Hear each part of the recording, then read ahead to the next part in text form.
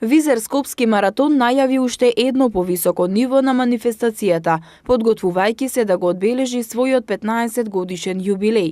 Еден од најпопуларните спортски настани во Македонија, кој за прв пат ќе се одржи во сабота на 4 мај, добива уште поголема поддршка од делегацијата на Европската Унија, која ќе биде покровител на штафетниот маратон. Пријавувањето за маратонот завршува на 22 април. Ова е нашиот 15 годишен јубилеј и секоја година се трудиме да внесуваме новости. Сакаме константно да се надградуваме.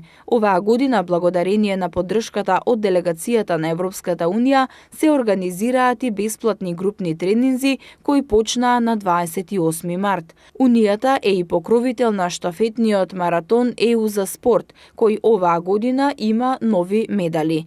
Честиот развој ни дозволува да останеме релевантни во регионот и пошироко, и затоа се пријавуваат толку многу учесници од други држави, истакнуваат од Визер Скопски маратон.